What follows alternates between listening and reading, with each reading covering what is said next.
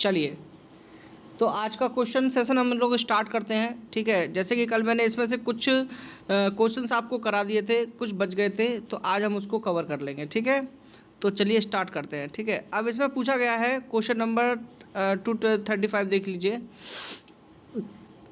फटे निपल्स के लिए निम्नलिखित नर्सिंग देखभाल में से एक होगा। ठीक है, यानी कि आपको इसमें बताया गया है कि जो जैसे निपल्स होते हैं वो फट जाते हैं या कट जाते हैं, तो उसके लिए आपको क्या ऐसा ट्रीटमेंट है, क्या ऐसा देखभाल है जो इसमें करना है। ठीक है, तो पहला आता है क्रीम लगाना, दूसरा आता है निपल्स को गरम नम पैक से ढककर रखना, तीसरा आता है बोतल से दूध पिलाना, चौथा आता है जितना संभव हो सके निपल्स को हवा में उजागर करके रखना है। ठीक है, तो इसमें से आप अपना आंसर दीजिए, जल्दी जल्दी जल्दी आंसर दीजिए, इसमें से जल्दी जल्दी आंसर दीजिए। आंसर सबका आना चाहिए, आंसर जो है आपको सबका आना चाहिए, कोई भी ऐसा नहीं जो बिना आंसर के रहेगा।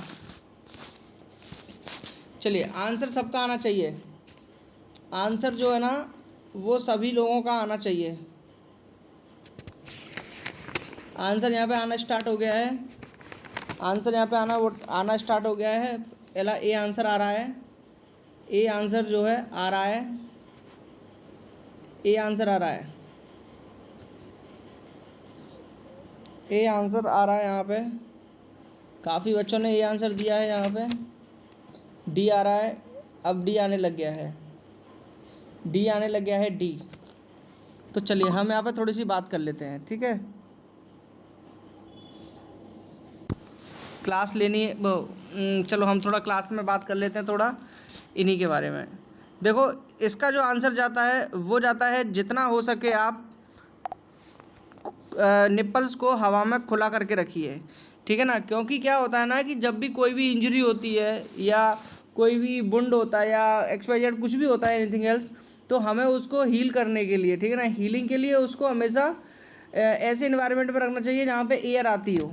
ठीक है ना, उसको नम वातावरण में कभी नहीं रखना है। ठीक है, वुंड पे या इंजरी पे कभी भी छोटी मोटी इंजरी हो जाती है तो उसको कभी नम करके नहीं रखना है। ठीक है, तो उसको हमेशा खुले इन्वायरमेंट पे रखना है।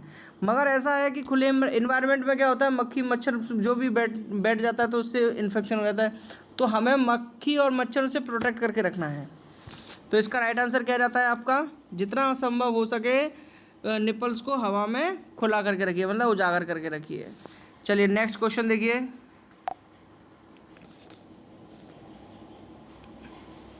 कई दिनों तक माँ के दूध को रेफ्रिजरेटर में स्टोर करके रखना चाहिए। कितने दिनों तक माँ के दूध को रेफ्रिजरेटर में स्टोर करके रखना चाहिए?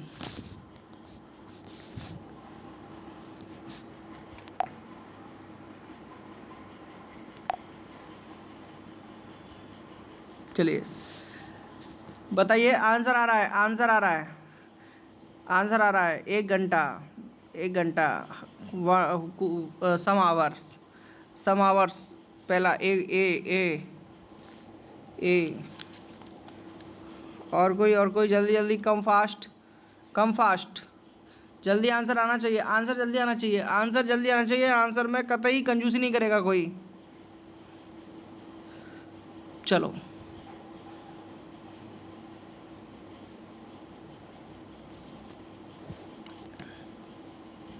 चलो, तो हम इसको अब पढ़ते हैं। ठीक है,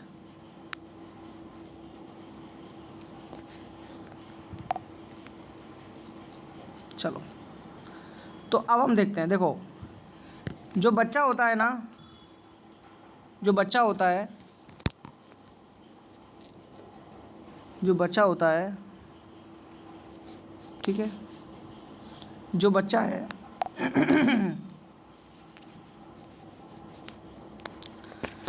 उसका जो स्टोमक की जो कैपेसिटी होती है, स्टोमक की क्या होती है, कैपेसिटी होती है। कैपेसिटी की मैं बात करता हूँ। ठीक है, जो 1 दिन का बच्चा होता है, 1 डे का, ठीक है, उसकी जो कैपेसिटी होती है वो 10 ml की होती है। ठीक है, 10 ml पीता है वो। ठीक है, चलो ये बात हो गई किसकी, हमारी किसकी बात हो गई है, ये बात हो गई 1 दिन की।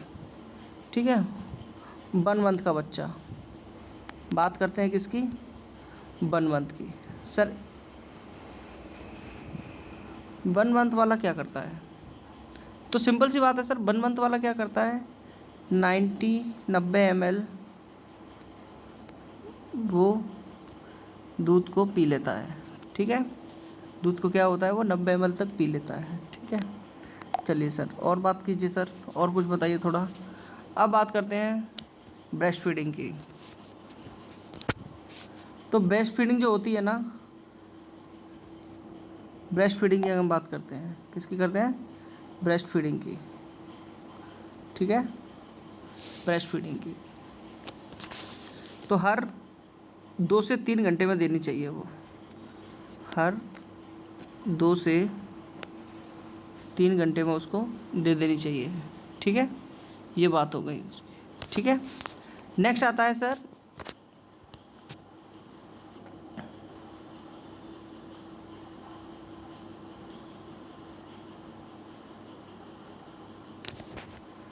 नेक्स्ट बात आती है सर इसके, किसकी बात करते हैं हम नेक्स्ट बात करते हैं इसके टेम्परेचर की।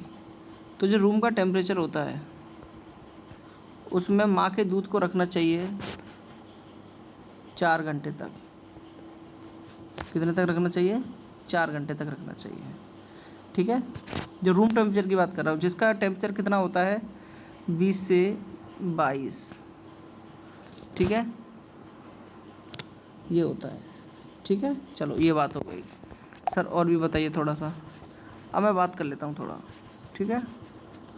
अब मैं बात कर लेता हूँ सर, रेफ्रिजरेटर में कितना रखना चाहिए, मतलब कितने दिन तक रखा जा सकता है।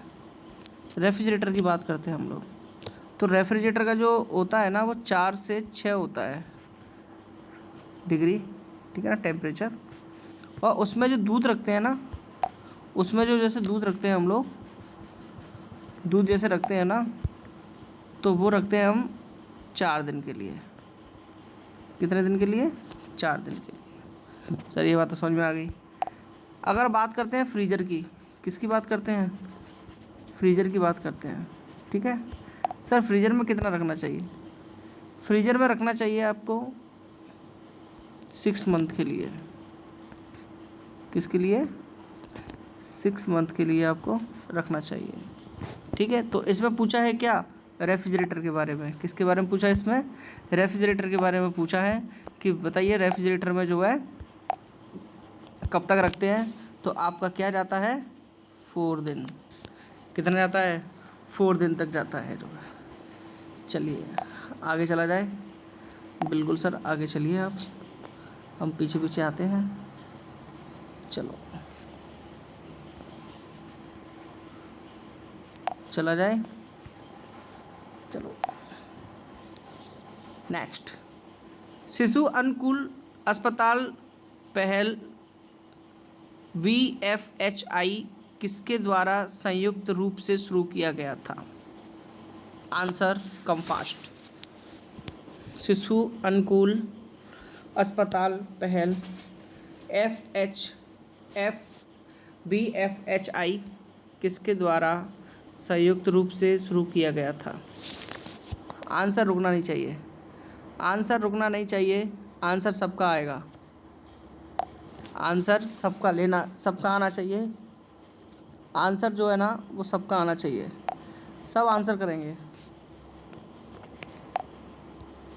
आंसर सभी लोग करेंगे, आंसर सभी लोग करेंगे।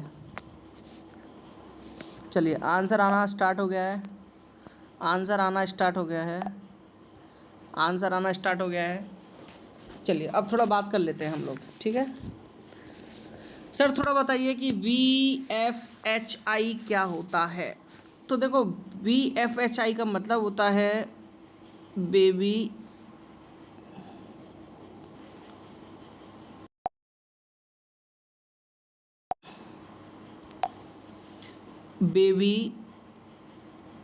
Friendly hospital initiative,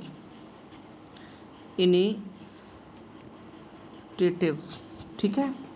baby friendly hospital, baby friendly hospital ये होता है इसका पूरा नाम। तो ये द्वारा जो शुरू किया गया था वो यूनिसेफ और WHO के द्वारा किया गया था। किसके द्वारा किया गया था? यूनिसेफ और WHO के द्वारा इसको शुरू किया गया था इसको, ठीक है। किसके द्वारा सर, कब किया गया था? ये किया गया था आपको 1991 में। ठीक है सर, ये तो समझ में आ गया। सर इंडिया में कब चालू हुआ था? तो इंडिया का भी देख लो, इंडिया में कब चालू हुआ था। ये हुआ था 1993 में, ये इंडिया में आया था। ये किस में आया था? इंडिया में आया था, ठीक है। तो ये कुछ बातें थी बेबी फ्रेंडली हॉस्पिटल के बारे में जो मैंने आप लोगों को बता दी है। तो इसका राइट आंसर क्या रहता है? UNICEF and WHO। चलो नेक्स्ट क्वेश्चन देखो।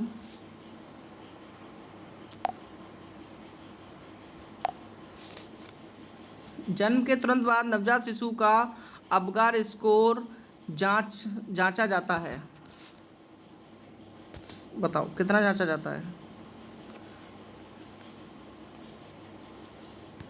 इसका जो राइट आंसर जाता है वो मैं ऐसे बता देता हूँ क्योंकि ये तो बहुत कॉमन चीज़ है। इसका जो राइट आंसर जाता है वो जाता है 1 मिनट। कितना जाता है? 1 मिनट तक, ठीक है। चलो आगे चलते हैं अपन। अबगार स्कोर में निम्नलिखित को छोड़कर सभी शामिल हैं। अबगार स्कोर में से निम्नलिखित को छोड़कर एक, सभी में से कोई एक छोड़ गया है। यानी कि क्या है कि 3 है बाकी 1 नहीं है। तो बताओ क्या नहीं है?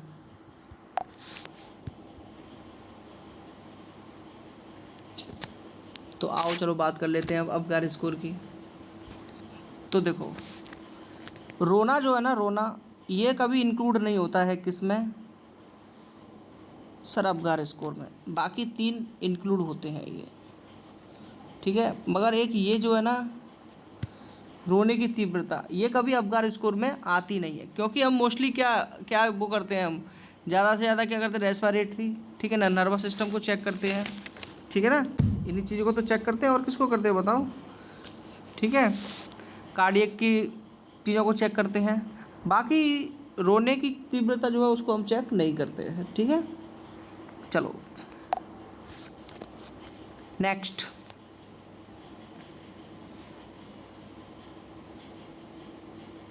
गंभीर स्वाद रोध का संकेत अबगार स्कोर में होता है। यानी कि ये पूछा है सीवियर एक्सपेक्सिया के बारे में पूछ रहा है। सीवियर एक्सपेक्सिया का जो होता है ना, तो वो कितना होता है, नंबरिंग कितनी होती है? तो देखो हम मोस्टली क्या है ना, मैं बता देता हूँ आप लोगों को कि जो अबगार स्कोर है उसको हम 3 पार्ट में हम डिवाइड करते हैं। 3 पार्ट में हम लोग क्या करते हैं, इसको डिवाइड करते हैं। पहला होता है सीवियर, दूसरा होता है मॉडरेट और तीसरा होता है नॉर्मल, ठीक है। ये 3 होते हैं। ये क्या होते हैं? ये 3 होते हैं, ठीक है। ये 3 तरह के होते हैं। सर सीवियर का कितना होता है? सीवियर की जो नंबरिंग होती है ना, वो होती है 0 से लेके 3। ये कैसा होता है? ये सीवियर होता है, ठीक है। चलिए 4 से लेके 7 तक जो होता है ना, वो होता है मॉडरेट। वो कैसा होता है? मॉडरेट होता है। और 8 से लेके 10 तक का होता है, वो होता है नॉर्मल। वो कैसा होता है? नॉर्मल होता है। तो इसमें क्या पूछा है? सीवियर एक्सपेक्सिया के बारे में पूछा है इसमें। तो सीवियर एक्सपेक्सिया का क्या होता है इसमें? 0 से लेके 3 तक, यानी कि ये सीवियर कंडीशन है। चलिए बहुत बढ़िया, आंसर काफ़ी बच्चों के आ रहे हैं। अच्छा इसको मिटाना भी होता है ना। चलो नेक्स्ट। जब बच्चे के जन्म के बाद तीसरे और चौथे दिन अपर्याप्त लीवर कार्य के कारण सीरम बिलिरुबिन बढ़ जाता है तो इसे कहा जाता है। बताओ इसे क्या कहते हैं?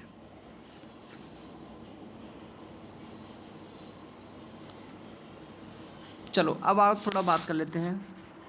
इसका आंसर तो सही आ रहे हैं तुम लोगों को, physiological physiological physiological physiological physiological physiological physiological physiological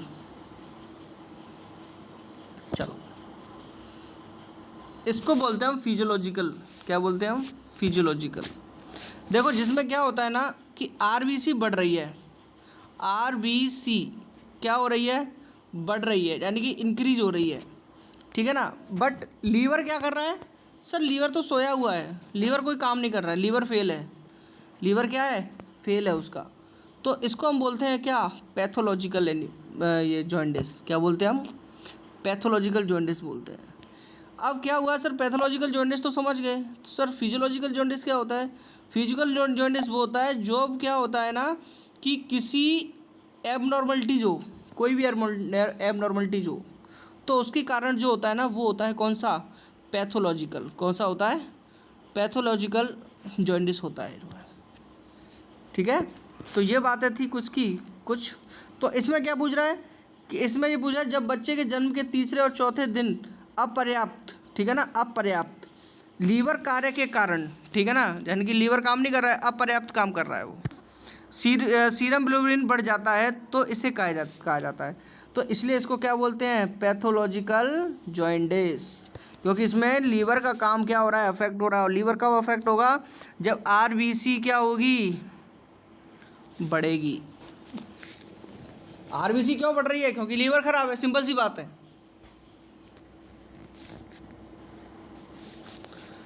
चलो इतना समझ में आया क्या? अरे हाँ या ना बोलो। चलो आगे चलते हैं अपन। ओ स्लाइड खत्म हो गई, चलो दूसरी लगाते हैं।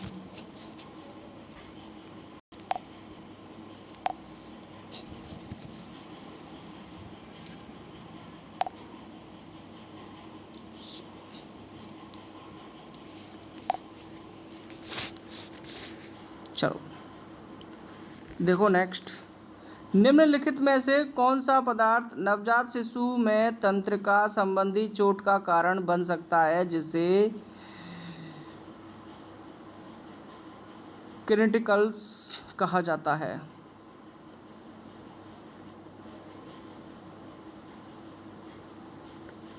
कर्निटेरस कहा जाता है, कर्निटेरस, कर्निटेरस कहा जाता है। जो इसका जो आंसर जाता है ना, हाँ हाँ बिल्कुल, बहुत बढ़िया बहुत बढ़िया। चलो आंसर आ रहा है, आंसर आ रहा है, आंसर आ रहा है, बिल्कुल बिल्कुल बिल्कुल बिल्कुल, एकदम एकदम सही, एकदम सही जा रहा है आंसर, आंसर एकदम सही जा रहा है, बिल्कुल बिल्कुल। और अच्छे और अच्छे, बहुत अच्छे बहुत अच्छे। थोड़ा आंसर संभाल के दो, थोड़ा आंसर को जो है संभाल के दो। इसका जो आता है ना वो आता है अनकॉन्जुकेटेड बिलिरुबिन। क्या आता है इसका?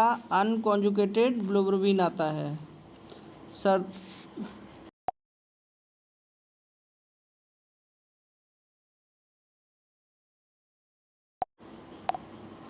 ठीक है, इसका आंसर क्या जाता है? अनकॉन्जुकेटेड बिलिरुबिन। चलो नेक्स्ट देखो, जब बिलिरुबिन का लेवल इससे अधिक हो तो पैथोलॉजिकल पीलिया में टर्म बेबी में एक्सचेंज ब्लड आदान की आवश्यकता होती है। ये पूछ रहा है कि कितना बिलिरुबिन लेवल बढ़ जाता है जिसके कारण हम क्या करते हैं? जिसके कारण हम ब्लड को एक्सचेंज करते हैं। आंसर कम फास्ट, जल्दी।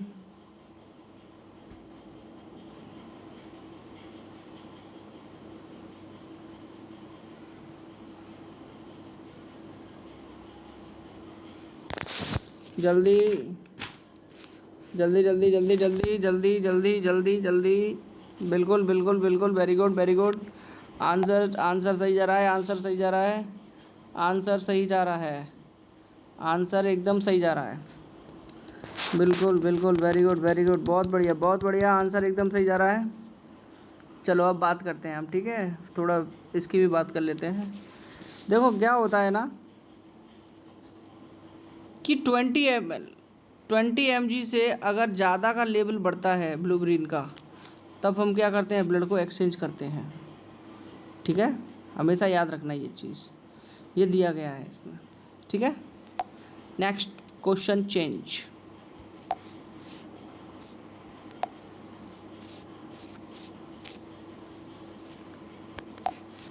चलो,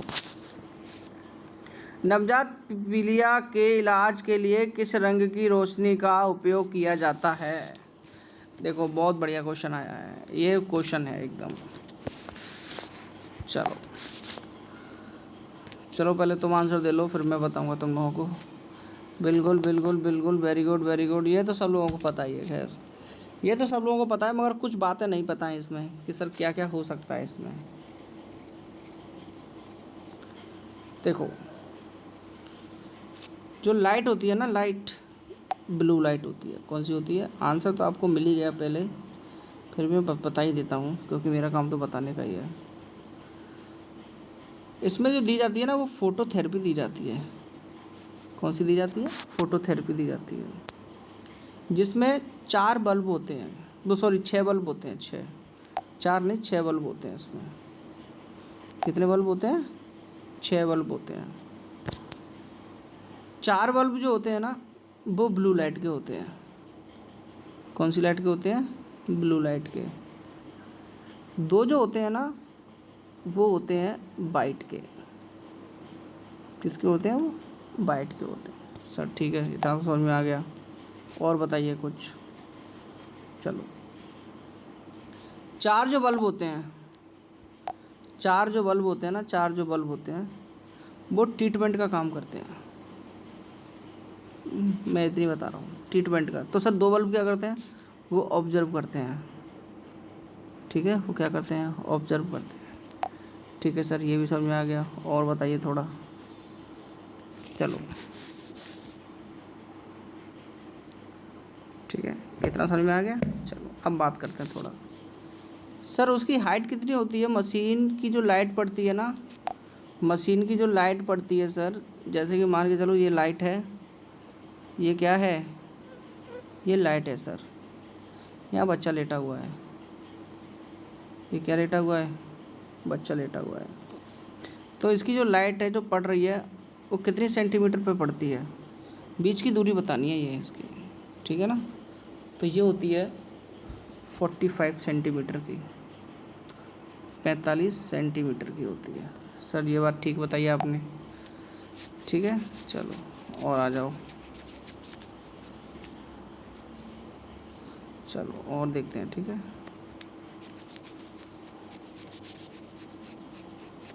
चलो सर और क्या है? और सुन लो, 45 की हो गई। अगर इंचेस में पूछे तो 18 इंचेस की। किसकी होती है? 18 इंचेस की होती है, ठीक है। चलो ये बात भी हो जाए। सर जब फोटोथेरेपी करते हैं, क्या करते हैं हम? फोटोथेरेपी करते हैं ना, तो बच्चे की आँखों को बंद करना है, प्लस जेनिटल ऑर्गन को बंद करना होता है। कपड़े से ढक देते हैं, ऐसे नहीं कि तुम लोग पैक कर दो बिल्कुल ही, कि नहीं, ऐसे नहीं, कपड़े से ढक देते हैं, ठीक है। और हर 2 घंटे में माँ को इसमें दूध पिलाना होता है। हर 2 घंटे पे क्या पिलाना होता है? माँ को दूध पिलाना होता है, मिल्क, ठीक है। मिल्क देना होता है इसमें, ठीक है सर। ये भी बहुत अच्छी आपने बात बताई। चलो, जो इसका बल्ब होता है ना, जो ब्लू लाइट देता है, वो 2000 घंटे चलता है। 2 घंटे के बाद उसको चेंज करना पड़ता है, ठीक है। तो ये बात थी किसकी? फोटोथेरेपी की, ठीक है। चलो, तो इसका राइट आंसर क्या है? Blue light.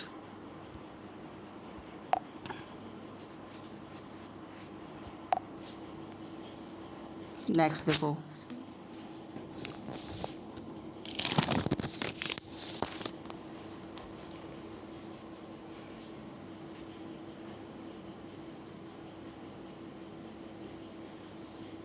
चलो नेक्स्ट देखो, preterm babies are born before gestational of. Preterm जो बेबी होता है ना, उसकी एज कितनी होती है? सिंपल सी बात पूछ रहा है ये। बिल्कुल, very good very good. Answer आना स्टार्ट हो गए, आंसर आना स्टार्ट हो गए, यहाँ पे आंसर आना स्टार्ट हो गए। बिल्कुल वेरी गुड वेरी गुड, बहुत बढ़िया बहुत बढ़िया आंसर यहाँ पे, कतई बिल्कुल एकदम शानदार आंसर आ रहे हैं यहाँ पे, बहुत ही शानदार आंसर आ रहे हैं यहाँ पे। चलो अब हम बात करते हैं, ठीक है, क्योंकि टाइम कम बचा हुआ है, तो हमें उसी हिसाब से चलना है। चलो आंसर इसका क्या है सर, थोड़ा गहरे में लिखिए। चलो गहरा ही बना देते हैं, तुमको समझ में नहीं आता है ना। चलो अब ठीक है ना, आंसर इसका तो ये है। सर थोड़ा बता दीजिए ना, प्रीटर्म बेबी जो होता है ना, प्रीटर्म जो बेबी होता है उसकी एज होती है 37 वीक से पहले, 37 वीक से पहले पहले होती है। ठीक है सर, ठीक है बिल्कुल, ये तो पता है। जो टर्म बेबी होता है, जो क्या होता है, टर्म बेबी, क्या होता है, टर्म बेबी, उसकी जो होती है ना वो 37 से 42 वीक होती है। 37 से 42 क्या होती है, 37 से 42 होती है। ठीक है, 37 to 48 वीक। ठीक है, 42 वीक, सॉरी। हाँ सर, पोस्ट 42 से ऊपर, यानी कि 42 के बाद। ठीक है, तो ये होता है। चलो, तो आपका राइट आंसर क्या रहता है, 37 वीक। क्या रहता है, 37 वीक। चलो ठीक है, ओके। चलो मैं क्लास यहीं पे ख़त्म करता हूँ आप लोगों की। ठीक है, अब आप लोग ये वीडियो ये यूट्यूब पर डाली जाएगी। ठीक है, जिससे आपको क्या होगा ना कि भविष्य में अगर आपको कभी भी देखने की इच्छा हुई तो आप उस पर देख सकते हो। ठीक है, तो सब लोग मेरा चैनल को सब्सक्राइब कर लेना। ठीक है, और हम कल मिलेंगे इसी टाइम पे। चलो ओके, अब आप लोग जा सकते हो।